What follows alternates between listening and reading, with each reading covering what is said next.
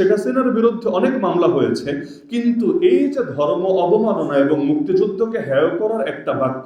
এটাকে কেন্দ্র করে কোনো মামলা এখনো পর্যন্ত হয় নাই। আগামী দিনে হবে কিনা আল্লাহ ভালো জানেন, কিন্তু আমি মনে করি এর ভেতর থেকে যদি এখানে একটা মামলাও হতো, বিচার হোক বা না হোক, অন্তত একটা শিক্ষা বের হতো। সেটা হলো যে আগামী দিনেও কেউ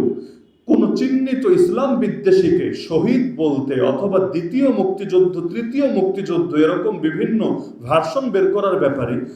যেগুলো ইসলামের বিরুদ্ধে পরিচালিত হয়, সেটাকে মহান রূপ দেওয়ার ব্যাপারে হাজারবার চিন্তা করত, অন্তত এই ফায়দাটা হতো। এবং তার চাইতে বড় আর একটা ফায়দা হতো, শেখ হাসিনা পৃথিবীর যেখানেই থাকুক এই ভয় তাকে তাড়া করে বেড়াতো, যেহেতু আমার বিরুদ্ধে ধর্ম অবমাননার একটা ইমেজ দাঁড় করানো হয়েছে, সুতরাং পৃথিবীতে মুসলমান তো সারা দুনিয়ায় আছে, তো বাংলাদেশের মুসলমান আমাকে নাগালে পাক বা না পাক, অন্য দেশের মুসলমান আমাকে নাগালে পেলেও আমার কি জানি করে ছাড়বে, এরকম একটা ভয় বা একটা আতঙ্ক ঠিকই তাকে তাড়া করে বেড়াতো। কিন্তু আমাদের ব্যর্থতা, আমরা এই বিষয়টাকে খুব বেশি আলোচনায় আনতে পারি নাই।